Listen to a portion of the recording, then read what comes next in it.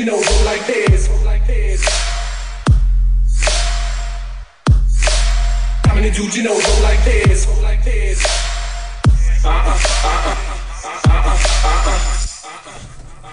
Hello and welcome back, and I'm now joined by Natalia. Hi Natalia. Hello. How are you today? Yes, very well, thank you. She's a little bit wet and rained on from outside. It's not very nice weather today, is it? No, it's not.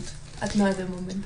So, welcome. So you're a personal trainer as well, Yeah. and we were just discussing you teaching group cycle classes. Do you teach any other classes? I run my boot camps, which are more like a circuit training, and boxing circuit. So I try to do weight on one day and maybe more boxing on another, just to break it up a little So bit. are those outdoor classes? Well, during the winter time we take it indoors. Out when the weather is more predictable, if that doesn't happen in England, then we go outside. Yeah, I was going to say, because training today would be terrible, wouldn't it, out in the Yeah, rain? because the grass is just too saturated, so it just wouldn't work. But during the summertime, we did go outside, and that worked really well. So tell us about your fitness business and how you got into fitness. How did I get into fitness? I got into fitness because I was rubbish at everything else. The maths wasn't very good, wasn't my strong point. Language is not very strong point of mine, and sport used to come easy, so I just decided to earn money while I work out anyway, which I did. Good plan. Lots of Yep. training, so I thought I might as well get paid for it, and then I Yeah. got into personal training. Brilliant. And how long have you been doing it for? Since 2007. That's where I qualified as a level 2 fitness instructor, and 2009 as a personal trainer. Took me ages.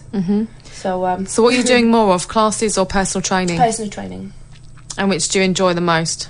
It's nice to have balance. So I do enjoy classes, but personal training, you get that one-to-one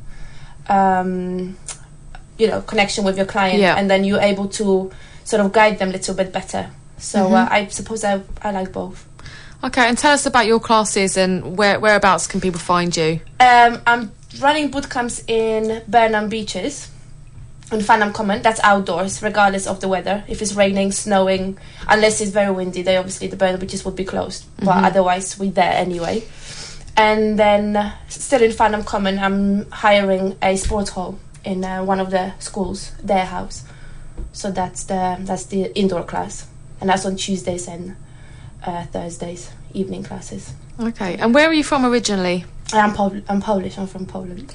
And what's it like over there, fitness-wise? It's grown now. Yeah. Well, I can't really give you a real answer, to be honest, because since I've lived here, I try to make my living in England, so I don't really follow what's happening in Poland. So that's quite bad. But recently, with Facebook and with Instagram, I can tell that people are more and more into fitness, healthy eating, because Polish diet is very much starchy food. And Is it? frying. Now takeaways are really quite popular, so people do look quite different than compared to where I moved from Poland. Okay, how long have you been here? 11 years now. Brilliant. So you've mainly been in the fitness industry since you've come here? Yeah. For 3 years I've been doing anything just to kind of learn English and get used to being in a new country. And then since 2007 I've been working in fitness industry. Fantastic. So yeah, most of the time. And we're going to come back and talk to you a little bit more about women's health as well, which I know you're passionate. Okay, and we're back. So I'm with Natalia, and she's going to be talking to us about women's fitness, women's health. And if there's anybody out there who'd like to get in contact or tweet us a question that maybe Natalia can answer, we're talking about endometriosis. Is that right? Yes. Yes. So what exactly is endometriosis, Natalia? Well, endometriosis sort of at the moment is classified as an autoimmune condition, but what it is maybe too much information for some people who are not interested, but it's a women's health, so obviously men cannot have that kind of condition, but is the endometrium that's supposed to be inside of your uterus grows outside of it. So you can imagine when something like this is inside of your uterus during the monthly cycle, that comes out as it should do, and that tissue being elsewhere, the blood has nowhere to go. So that causes all sorts of inflammations, tenderness, and... So very clear symptoms then, so if anybody had it, they would know. No, that's the problem. It's not actually that clear, because as a women, we do expect to have sort of painful periods, and some of us have quite high pain threshold, so we accept quite a lot of pain, and you might be totally misdiagnosed. You might be misdiagnosed for years. You might have endometriosis, but you're going to be told that you might need, you might be put on a contraception pill, or you might just need more fiber. I was told for 3 years that I just need more fiber, which is ridiculous. Like, when I think about it now, it just sounds insane. But the only way to be actually diagnosed with this condition is laparoscopy. So they actually have to look inside of your stomach to see if it's there or not. MRI might pick up something if you have cysts or some kind of visible changes, but in general, endometriosis cannot be seen on any scans or no MRI, ultrasound, nothing like that can actually show endometriosis. So you can only either go by symptoms or have a surgery if the symptoms are really, really bad, and then you just can't cope with them. Sounds very painful. It's very painful. It's painful, and it's also draining, because although you're in pain and you're dealing with constant pain, worse pain during your monthly cycle, it's just draining and quite upsetting, because when you go to the doctor, you're just told that it's period, deal with it, because you're a woman, you have periods, you're never gonna, until your menopause, you're not gonna stop having them, and you're basically sent home with cocktail of painkillers, which might actually stop you from answer. Yeah, so there is no answer to it. And I have been put on lots of different painkillers, and you can't actually drive, so how are you supposed to go to work? You can only take so many days off work. So it's very complex condition, and it's just widely misunderstood. And my symptoms are good at the moment, but when I speak to some of my clients that just recently been diagnosed or just been suffering with endometriosis for years, I just feel it's just, until you have it, I don't think you would be able to understand how awful this condition is. So how long have you been diagnosed with it? I was diagnosed when I was 21, but I think I've had it since I was 17. So at 21 I had a surgery, so then I was told that yes, 100% you have endometriosis, because they've seen it once I had the surgery. But beforehand, I had few diagnoses which sort of confirmed endometriosis, but depending on what doctor you talk to. Like I said, I was told that I need more fiber by one doctor, which from endometriosis to extra fiber, that's a little jump. So it's best to get a second opinion if you're not... Lots of opinions, actually. And some women don't even have any symptoms, so it can be very bad. Yeah. And it can be pretty manageable. But, so what were your symptoms? Pain. Lots of pain. Is it like all the time, or is that just monthly? No, the monthly cycles are very painful, but you get all sorts of pains throughout the month. So there is men out there, they're probably not very interested about it. They're probably switching off right now. They're switching off right now. But you get, there's embarrassing pains, which it could be going to the toilet and you're just basically passing out, just doing your everyday activities. Yes, your everyday things. Yeah. So the pain is just unbearable, and if I say from 1 to 10, 10 being awful is 12. Like, it's wow. Just, you can actually pass out from pain, which has happened. You're just sweating, just doing the basic things. So obviously, any types of pains and things, it's your body giving you a warning signal, isn't it, that something's wrong? So even if it isn't particularly this, it could be something else. Yes. So always go and see your GP if you have anything that's not quite normal compared to other people. And just be persistent. If you think something is not right and the pain is just too much, just be persistent. Keep going back until they refer you for some kind of test. Okay, so that's what is endometriosis. We're going to come back about how Natalia has helped to helping her clients and herself with managing the symptoms and her health and fitness right after this. If you've ever had to get out of your car at the side... At the moment, I'm not taking any medications, which is huge. I've been off medications for 6 months. Medications, I'm saying, what I mean by that is a contraceptive pill, or there is other medications that you can take, which I can't pronounce. I can't pronounce the names of it. But I came across, since I've been diagnosed, I've been looking for different ways of dealing with it. Because although when you're on the pill, the symptoms are better and you're in less pain, but the symptoms are not gone. So the chronic fatigue, the pains are still there. And the pains is less, but it's almost always with you. So that's very draining, and so it's very difficult as to be a personal trainer, or even if you work in the office and you don't do anything very active. It's hard to deal with this, 24/7. So Does it help if you're more active, though? Yes, it does help. Depends on the day, I suppose, because when you're very, very drained and you don't have energy, it's very hard to bring yourself up and out of bed and go and do a workout, because you just physically have no strength to do it, and you just reserve that energy for work, because we all have to pay bills. So you just go and do what you can, come home, recover a little bit, have a break, and then like I'm talking from my own experience, like being a personal trainer, your hours are like all over the place. But eventually, when you're very tired of being tired, you look for different answers, since doctors cannot really help you. And I found a book called the Endometriosis Bible, and it's an amazing book. And whoever is really suffering with endometriosis, read it, because if you read that book, you apply at least 50% of what that lady is recommending, then I'm sure you'll find huge improvement in how you feel and your general well-being. But do you know who it's by? No, I didn't write. We can always post it on Twitter afterwards if anyone wants to get it. But it's called the Endometriosis Bible. It's a pink book. Yep. And you can get an ebook, which that's what I've done. I haven't seen it in any on Amazon or anywhere else, so I just decided to get the Kindle version.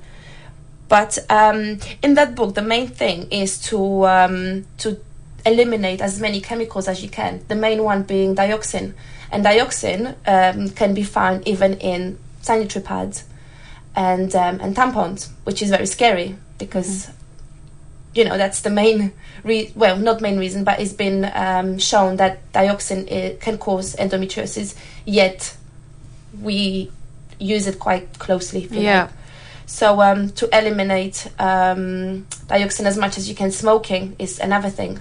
We all know smoking is not good for us, but I don't think we fully understand how bad it is, because we think smoking is directed to lung cancer or breathing problems, but it's not. It's got other implications on our health, the endometriosis being one of them.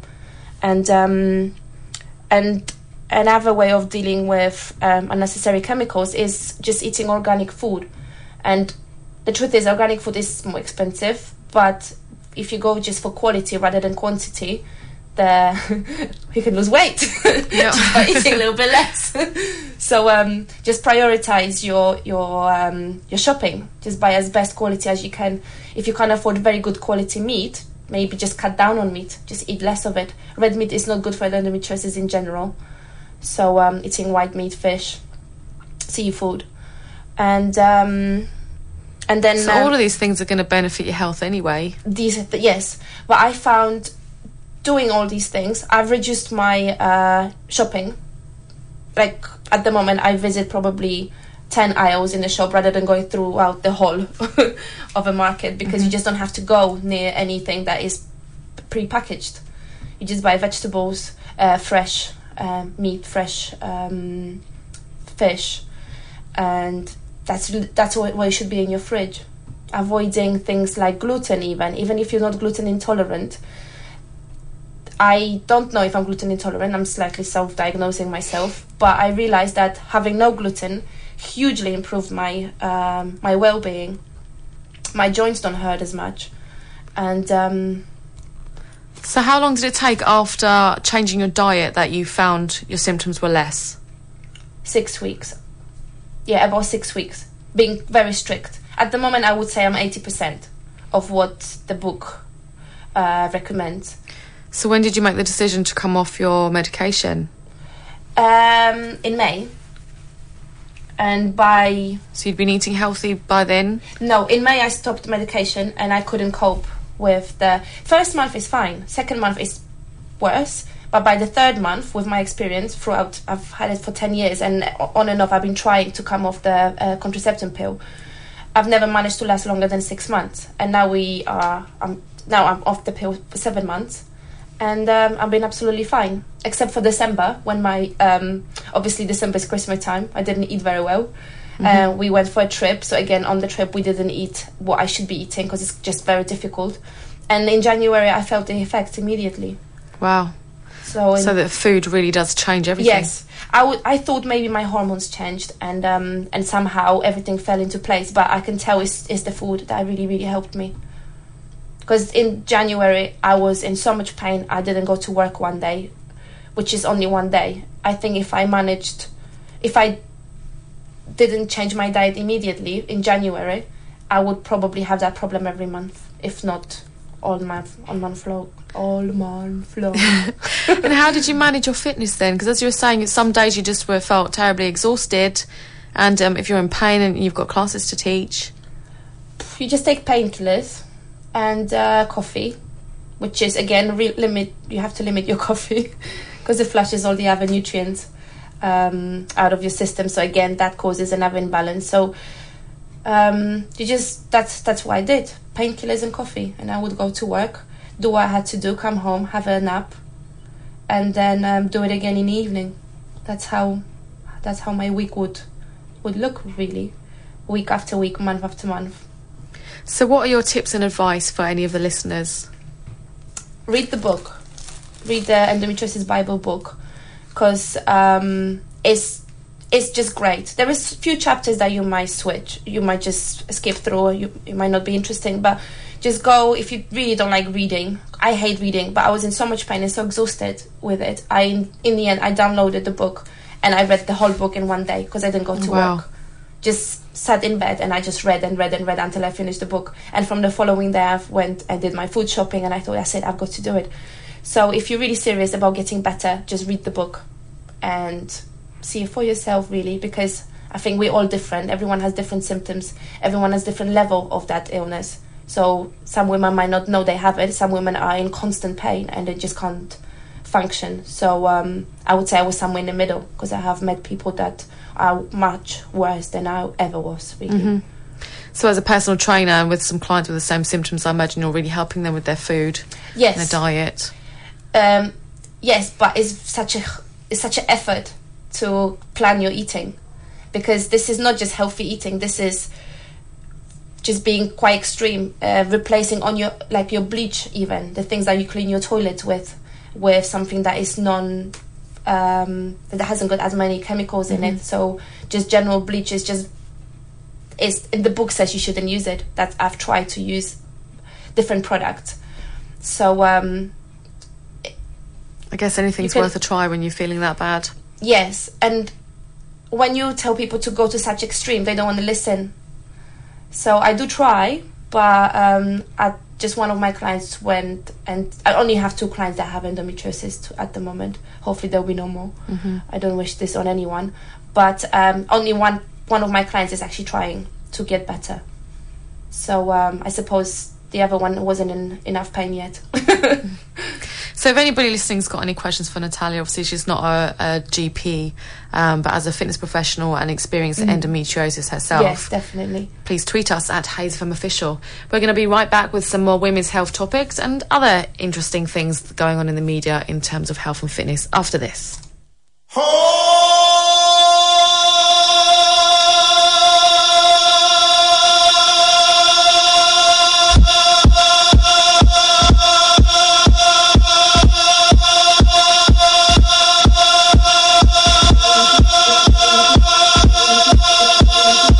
Another one. 91.8 Haze FM. Local radio for your area. Welcome back. I'm still joined here by Natalia, and we're talking fitness off air there. We're just talking about some TV programmes that we've both been watching, and dieting as well. And one of the things that I noticed recently, a couple of people have said to me that they've been to the GP about their weight problems, and the GP is now giving them a diet. I was surprised about this. What are your thoughts on that, Natalia? Well, I suppose that's a good thing at the moment, rather than giving them pills, because that's what it used to be. All sorts of pills, all different different types of pills. So I guess now they may be trying to educate people a little bit more on what to eat in order to lose weight. I don't think when anytime you call something a diet, though, that you ever really learn. That's what I was about to say. Because there's always I'm on a diet, then I'm off a diet. It's not like a healthy eating for life. Yeah. But then you're going to have slower results, and people want fast results, don't they? Exactly. I mean, this ex-client of mine, she's been given this diet for 2 weeks, and it's quite extreme low-carb diet, high fat, and they want to see her results in 2 weeks. So it's quite a quick process. Well, I would imagine if someone eats pretty badly, any kind of calorie restriction, regardless of where the calories come from, would cause some kind of weight loss. I don't think they have a calorie allowance. There's just the low carb, high fat. So some things are going to have very high calories, and they're allowed unlimited amounts. So to some people, to be allowed unlimited amounts of nuts, for example, you know, it's party time. But just cutting carbohydrates on its own, that would make you lose weight. What was that? Cutting carbohydrates. Yeah. But initially as well, you're going to lose a lot of water, so you're going to appear to lose weight. But that's where the weight loss comes from. Yeah. Looking on the scale, losing a few pounds, it doesn't matter where it comes from, as long as they see pounds missing. Yeah, so I think we both agree there. It's good that the doctors are doing something in terms of diets, but I certainly think that they need to have a bit more of a link with people like us, so personal trainers and other health fitness professionals that can then help people to have healthier lifestyles in the long run. Yes, learn how to exercise as well, not just diet, to get moving more, as they say. Yes, definitely moving more. And not even, like you said, not calling it a diet, just I don't know what to call it actually, healthy eating plan, or just lifestyle change. I know we hear this all the time, and we hear it everywhere, but like you said, calling something a diet immediately, to me, diet is something that I'm not allowed, which means I want it even more. Yeah, sounds like a restriction, doesn't it? Yeah, sounds like a restriction, and I don't think that works. For some people it might work, but I think in general, if someone has a problem with eating, restricting their diet would probably backfire in a not even long term, short term. And one of the first things they do as well with the GPs to determine that somebody needs a diet is by looking at the BMI. Oh yeah. And we were just discussing this, that BMI, it is a good measure for the average person, but it doesn't take into account your bone structure, your muscles. No. Most people who aren't exercising are not going to have tremendous amount of muscles, but just for an example, you could be a bodybuilder and of a certain height and with, you know, a fair amount of muscles that weigh more than fat. You appear to be a BMI 25 and above, which makes you overweight. Overweight to obese. Yeah. It doesn't take the body fat into account at all, like you said. So you will appear overweight on the chart, and then GP who doesn't understand that, which it happens, they would probably recommend weight loss for you, because to them you're overweight. So if anybody out there has been approached, well, not approached by their GP, normally it's hard enough to get an appointment, but if you've been to your GP and they've said to you, you need to go on a diet and they're going to give you a healthy eating plan, get in contact with us. Here's how. Call now 020 80 99 22225 or email studio@hazefm.org. Don't forget we're online and we're on Twitter at the moment as well, so @HazeFM Official if you'd like to tweet us, ask us a question, let us know what diet you're on, if any, and if you've got any health or fitness, if you want any advice, just let us know. So we were talking about TV programmes as well. What was it you were watching? You still can't remember the name. I still can't remember Put you on the spot. It's on Monday night, 8 o'clock. Because we were discussing as well, there was a programme on called Trust Me, I'm a Doctor, that's a of great doctors. programme. Yeah, I love that programme. Yeah, and that's week I available watch on BBC iPlayer. Yeah. So they were discussing beards as well, and the food dropping in your beard, if there's bacteria and things. And they turned out to be a bit cleaner than they thought. I know, that's a good thing. Because it's fashionable at the moment, isn't it, to have a beard? Everyone loves a beard at the moment. Women love beards. But yes, it's good that they're clean. And what were they discussing on the programme that you saw on Monday? I didn't. I just saw a little bit of it, but they were talking about weight loss again. And from what I just got home by the end of the programme. But what I've gathered was there was three different persons, and each one of them was put on different diet. One of them being some kind of cookie diet. I would imagine maybe some protein cookie or I'm not sure what it was really. Healthy program was balanced diet, and the third person, I'm not sure what diet was on, but every single one of them lost weight. So regardless of where the calories came from, everyone lost weight, which I think sends a really bad message to people watching. So the idea was, is it a case of calories in, calories out? Pretty much, and yes. are calories all created equal, for example? And we all know, if you've tried dieting, you know it's not that simple. However, also though, if you look at something that's maybe 100 calories, you know, if you choose the wrong food, you may, you know, run out of those calories quite soon. For example, a chocolate bar, you get a good spike of insulin and blood sugar running round, and then you come crashing down, craving for more. Very hungry, Whereas if you had something like an abundance amount of vegetables or salad, you could have, you know, as I said, a big amount, and then you'll be full. You could be crunching on that for a long time. Yes, I think it's the nutrition value. We all have to understand what we're actually putting in and what we need. So like you said, chocolate is pretty much sugar and fat. Yeah, so it's good to see though that it is a case of reducing your overall calories. So where, for example, the GP diet, where they've said you can have, you know, as unlimited amount of nuts, if that person then sees it as that's the green light, you know, I'm going to just eat nuts all day, they may go over the calories they were having initially and actually put on weight. So they're not learning anything. Fat is very calorific. Yeah, and fat's got more calories per gram than carbs and protein. Yes. So in terms of that, calories are not created equal. No, they're not. And also, I think cutting out any food group, again, makes you crave that food group more. So I think instead of cutting out carbohydrates, maybe people should be explained that maybe switching carbohydrates, instead of eating, brioche bun, just have wholemeal toast. And if you want it sweet, just put some honey on it. But trying to teach people actually how to choose their food rather than telling them not to have something. Because I think cutting food groups out, I've done it myself. I think we all try to diet at some point. Women always diet. Yep, hands in the air. Yeah, and I think every time we diet, yes, you see the results. It depends how stubborn you are, how much you stick to your diet. But in the end, you're really tired of it. And then you end up gaining weight once you're exhausted and you just don't care any longer. Especially when it involves carbohydrates. Especially low carbohydrates affect your brain. It's the primary source of fuel, isn't it, for energy for your body and your brain. Yeah, absolutely. So talking of carbohydrates, if any of you are out there having lunch right now, tweet us, let us know what you're eating, and we can debunk your lunch. We'll be right back after this. So that was Gorgon City and Saving My Life. Talking about saving lives and eating healthier and getting fitter. I've had a couple of questions on my group Facebook page. So the page is 2016 New Year Fitness and Weight Loss, and a lady called Nahama has asked. She's now about to attempt a half marathon, and she has trouble with her mindset. She's saying that running on the treadmill, she's getting really bored, and she's thinking of 1 minute to the next minute. How can she get over this marathon mindset? And Natalia, you just ran a half marathon in, was it September you said? October. Yeah. So what do you find, how do you get through the mindset part and keeping yourself entertained on a long journey like that? I agree with you. Running on the treadmill can be very, very boring.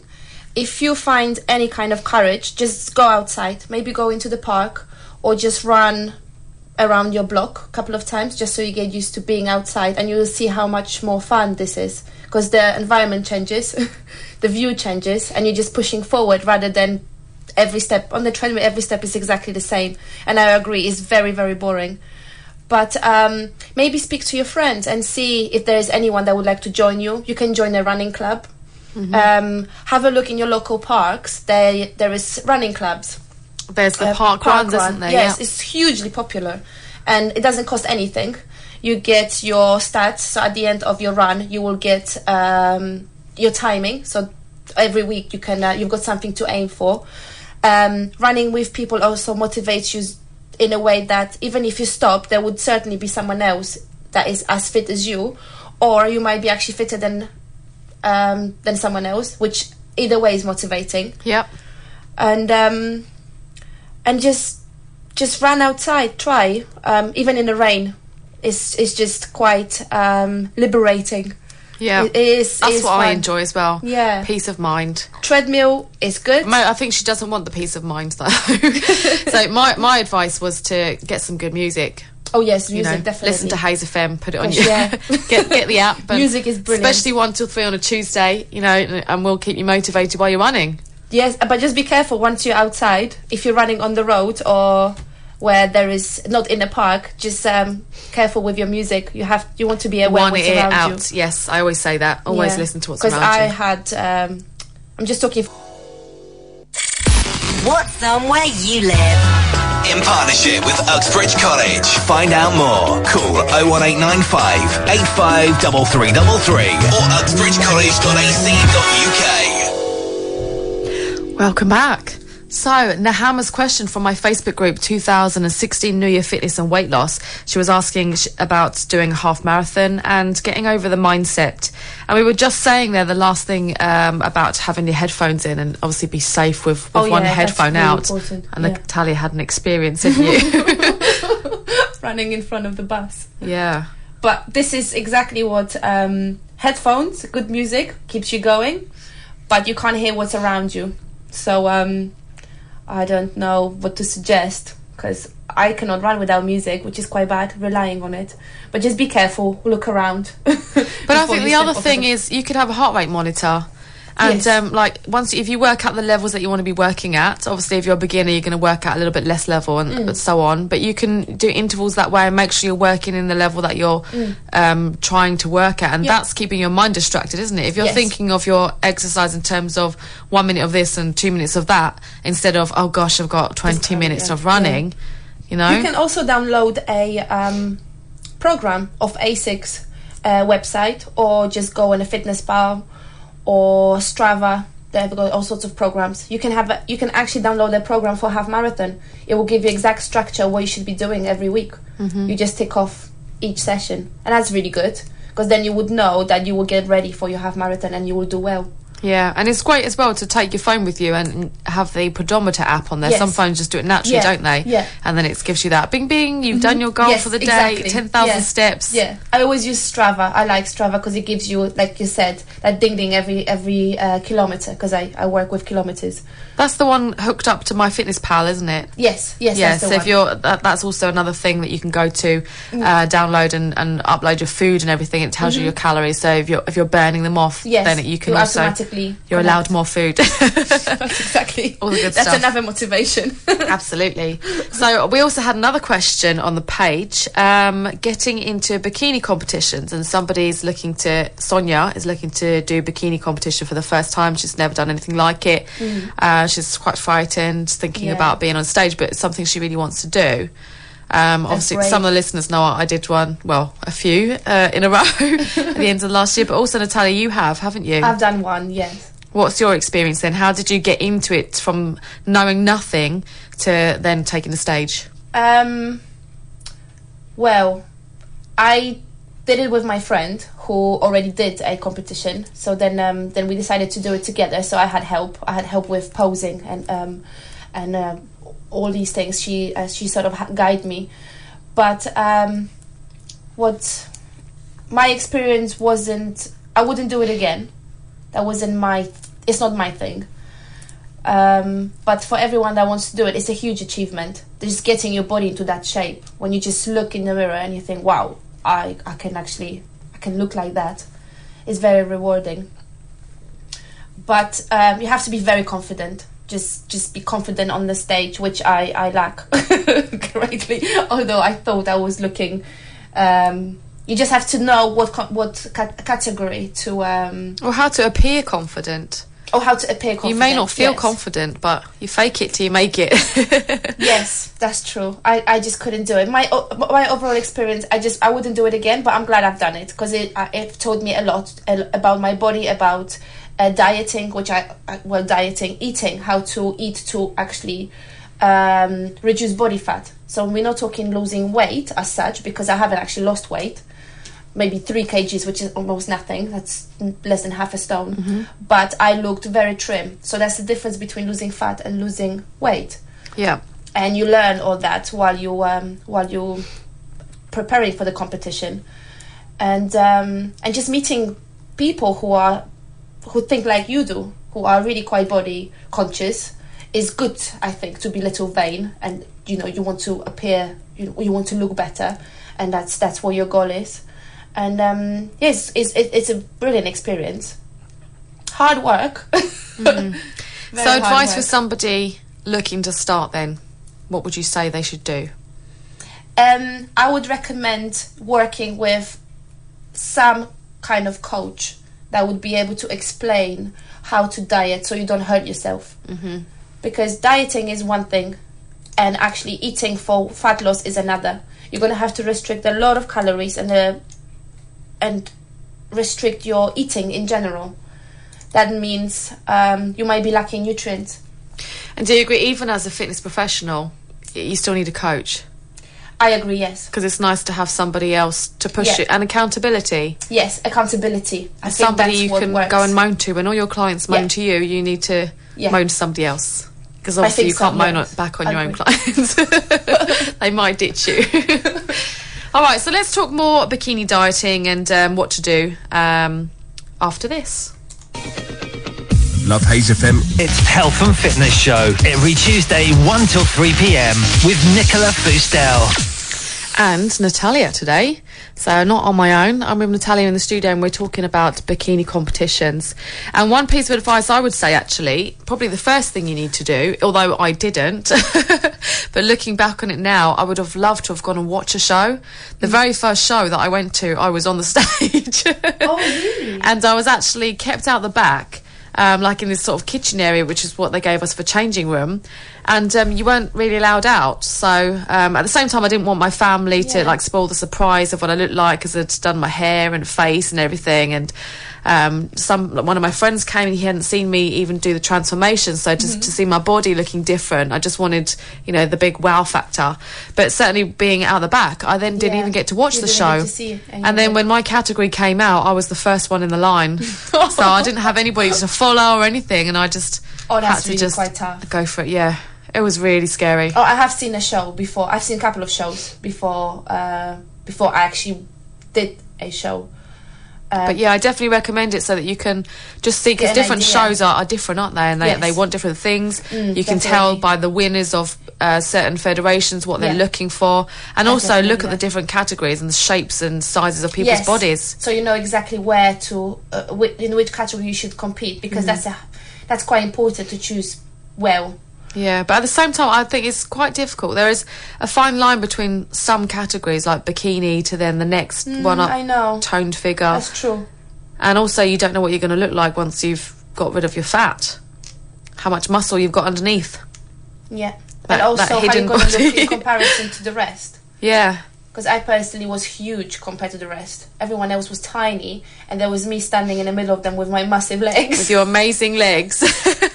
I had no idea how different I looked until I saw pictures. I need to ask you about that, actually. Do you have genetically good muscular legs, or have you trained them really hard? I have trained them, but I've never had skinny legs. Like, if you looking back at school, like age where I was 12, 13, 14, I've always had I had larger legs than other girls. Because at this age, you either a stick or you just slightly chubby. I wasn't either. I wasn't chubby, and I wasn't very skinny. But yeah, I always had larger legs, I think, compared to my friends. Lucky you. Well, not really, because they grow, and then when you go to a club and you wear a nice skirt and men come up to you and ask how much you squat, that's exactly what I was hoping for. But well, it's always an area which is quite hard to train, especially for guys as well, especially if they've been skipping leg day for so many years. Yeah. And then they decide to start training the legs. They're going to take a longer process to definitely, yes, get in line with the upper body. But things like, yes, that's true, but things like cycling, I've been doing spin classes for many years, and because I've got quite a little bit of power in legs, I would prefer to do intervals rather than just consistent steady pace, which I've changed completely the way I cycle at the moment. With that type of teaching of spinning didn't help the size of my legs, so I've built them from cycling. So that's good for your muscles, isn't it? Oh gosh, yeah. That Because makes there's your quads grow. a big argument about doing cardiovascular exercise and losing your muscles. I guess your muscles want to do one thing. What are you training it for? Are you doing a long endurance event, or are you trying to grow them? Yeah. Which is why mine are quite confused. I think endurance training, even if you cycle, you still, like, look at the long distance cyclists, look at the Tour de France. They look painfully thin, yet they can generate a lot of power. They are strong. So endurance training generally would make you lose weight, lose muscle, because you're just heavy. So of course the body's going to naturally try to get rid of it. Yeah. So there's less to carry for such a long period of time. Same with marathon. So yeah, the good example of the marathon and Mo Farah compared to yes, what's his name, the sprinter. Insane. That's the one. This one. There's me waving my arms in the sprint position. I knew Usain exactly. Bolt. Yeah. So Yeah, yes, so- their physique is very different, but that's because one is long distance runner and the other one is a sprinter. Yeah. They have to have quite a bit of muscle to even, accelerate with such, with such power like they do. So firstly we're saying watch the show.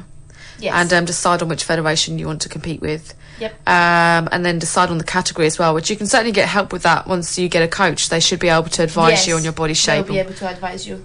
And once they know what federation you're going into. And then what's next? You got to wear something sparkly. You have to wear a bikini. That's Yeah. a tricky one. You've got to save a lot of money. Yeah. Very For expensive, your aren't they? bikini and for your Yeah. shoes. The I mean, bikini you is can tricky. get a sponsorship as well, though, if you've competed before. I think if you do really well, you might be lucky enough to get sponsorship and wear bikinis that don't belong to you, just so you can market them for other people. Yeah, which saves a lot of money. Yeah, you made yours, didn't you? Yeah, I've made one and I bought one. I was actually quite happy with what I've made. I quite liked it. Just bought Brazilian bikini. Yeah, well, Off it'd be eBay. different. It'll be different to everyone else's. Yes, it was. And then just put extra bling on it. Yeah, and I see there was a few ladies on stage actually, and we were talking as we watched them. Some of them had made their bikinis as well, and so obviously the price difference, because they sort of range from £300 up, don't they? There's some ridiculously I know, priced it's ones. ridiculous how expensive As they can amazing be. as they are, Yeah. But then you pay all that money and then you might just get it all wrong, because you have to understand your figure yeah, to be able to, look good in that bikini, because different cut off even the pants, they have to sit nicely, otherwise they can make your bum look very big. yeah. That's not what we all want bubble butt, but when it comes to competition, it's not about having big large bottom, it's about being having developed muscles, Yeah. really. So I think that can ruin everything, your whole hard work, although the bikini is not hugely big.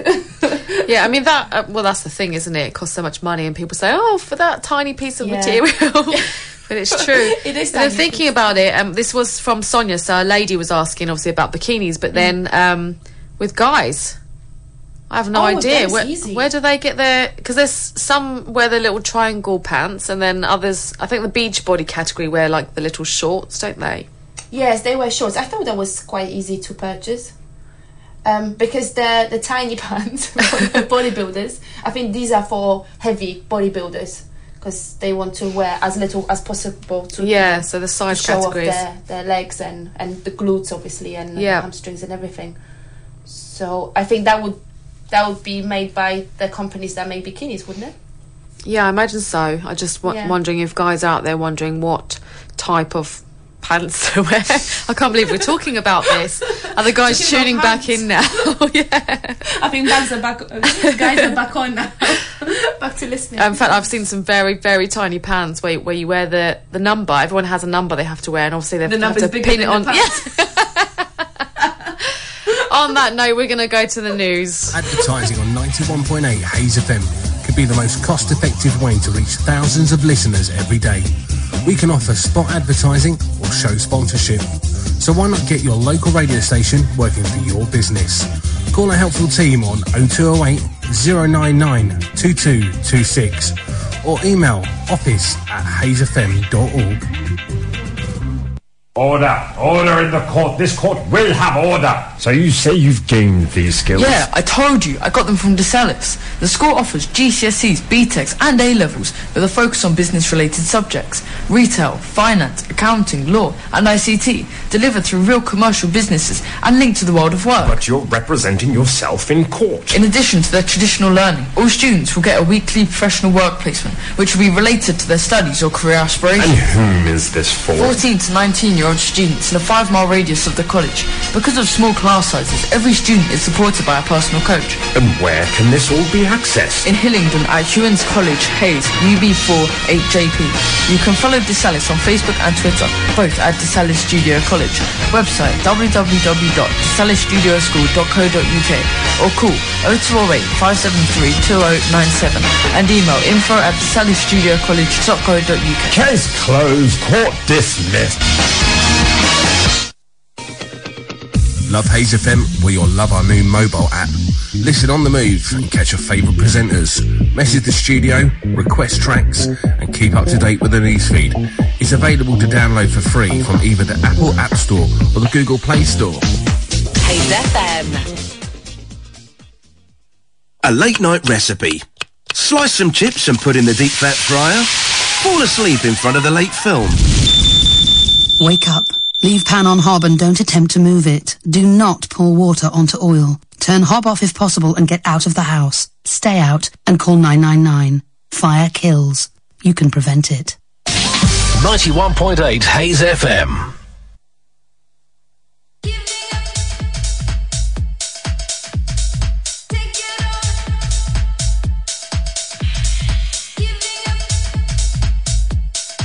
Enjoy that one. I did. That was Alice in Wonderland and Run. And we had lots of talk about running.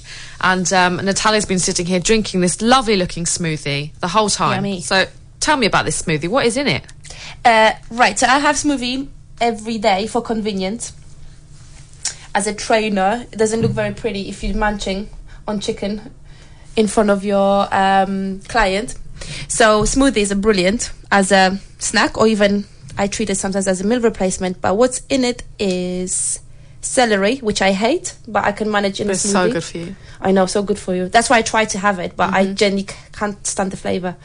And to kill any flavour that I might possibly taste, I put one fruit in it, usually pineapple, because it's anti-inflammatory. Something quite sweet as well. Yeah, because I try to, following the Endometriosis Bible, I'm meant to have lots of anti-inflammatory foods. So the best way for me to actually get all these nutrients in is to drink them, because otherwise it's just tons of vegetables that you have to eat a day. So that's just the easiest way to do it. So we have, I've got spinach and kale in it. I've got pineapple and celery, and I've got 1 carrot, and I think I put some almond butter. Oh yes, and avocado. Yum. Yeah, delicious. Oh, those two there. Avocado makes it like moreish. It's really lovely. Yeah, avocado's so creamy, isn't it, when you put it in things? Yeah. You Sometimes I can put cashew nut. Oh, lovely. Yeah. I was going to say you can actually make a nice chocolate mousse with avocado and cocoa. Yeah. And chia seeds are amazing as well. And if you soak them with almond milk, they make a nice little dessert. Yeah, like a little pudding. And you've got like your healthy fats in there as well. So lots of energy. Yep. There is all sorts of things you can do to eat healthy and still enjoy it. Yeah. So there you go. Fast food. Yeah, and it's fast healthy. food.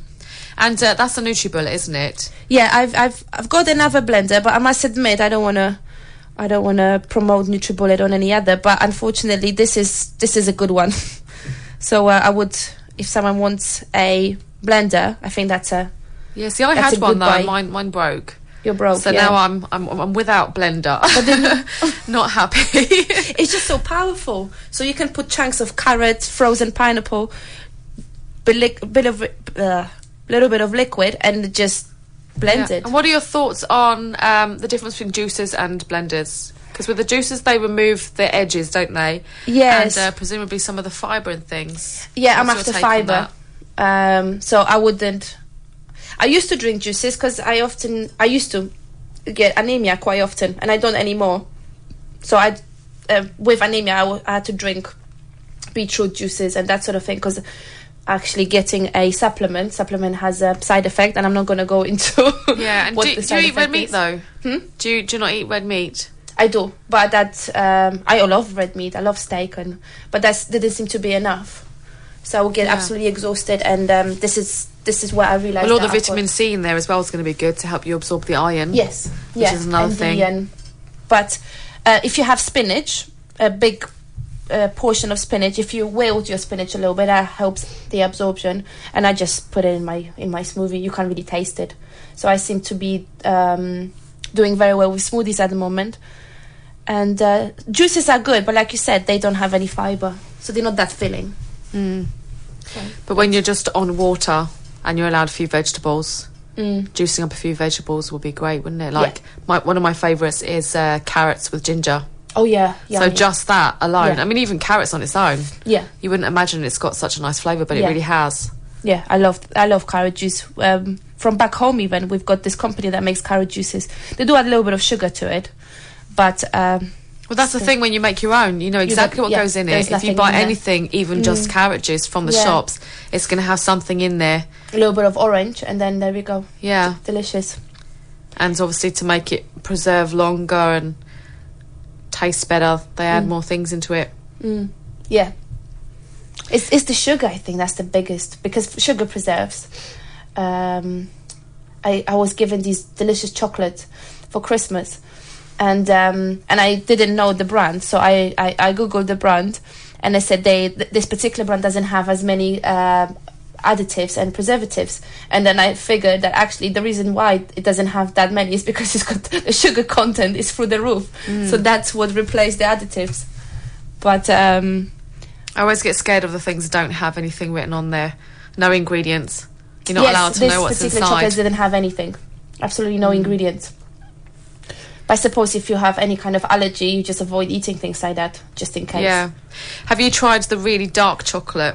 The 100%? Yeah, is there 100? I've tried There 99%. Is hot chocolate. Wow. They do 100% Do you like chocolate. it? I didn't try. I've tried the 99%. It's quite bitter, but I really like it. You liked it? And the thing about it is whether it is quite a strong flavour, you only need like little bit, a cube or 2 cubes maybe. You manage 2 cubes. Push 2 or 3. No. Maybe half a bar. But compared to a normal chocolate, that's very moreish, and obviously all that sugar in there because there's less sugar, isn't there? And oh yeah. so it's better for you. Never tried chocolate this 90. I think the ones that I actually 72% is perfect. I love it. 80% is pushing it. Yeah, it's harder to find as well. I found that in the Whole Foods shop. Yeah? The darker chocolate, yeah. Because there was a program on, again, I think Trust Me, I'm a Doctor. They were talking about chocolate, and they did this experiment when they sat a couple of people and they put a plate of dark chocolate. I think that was actually 100% chocolate in front of one group, and milk chocolate in front of another group. And the people that had milk chocolate, they finished everything they had on a plate, and they were ready for more. And the group that had dark chocolate, they couldn't finish what they had. I think one person managed to finish. And then after that, they brought them pizza. So they brought them plates of pizza. And the group that had milk chocolate finished the pizza as well. So they could keep going. Yep. And the group that was eating the dark chocolate only managed slice, or I think a couple of ladies couldn't actually eat pizza. They were full. So it just shows the difference. Amazing. So there you go. So don't eat milk chocolate. So, well, and eat dark chocolate, because it may be good for your waistline. Yes, that's what they're trying to actually. That was the conclusion, that you won't overeat after tasting dark chocolate. So on that note, I mean, we've spoke about diets and everything, but to finish on that's amazing. So the thought for the day is to eat a bit of dark chocolate, and whatever you eat next, you're going to eat less of. Yes. Amazing. Yep. So it's been lovely having you in, Natalia. Thank you. And she for told me having off earlier, her name is Natalia Giers. Giers, yes. Yeah, I said her surname wrong, so sorry about that. That's all right. If anybody would like to follow you though on social media, do you want to share with us your Facebook or Twitter? It's Strictly Fit Personal Training. That's my Facebook page. I share some tips on endometriosis, how to deal with that, because I think I should share, because this is amazing. I feel fantastic, and if anyone wants to feel better, you should try. Read the Bible, Endometriosis Bible. And I'm also on Instagram, which that's linked to my website. On Instagram, I'm as Natalia Giers. How do you spell Giers? Giers. Giers. Yeah, we're gonna. You're on Twitter as well, are you? Yes, on Twitter I'm on as Natalia Giers as well. Okay, so we'll send you a tweet as well. So if anybody wants to get in touch, they can do. Lovely. Thank you so much. Thank you for having me. So we'll be back next week, same time between 1 and 3, with more health and fitness. Don't forget to tweet me your questions. Get in touch on the Facebook group or the Twitter page, and we'll be right back next week. Bye bye.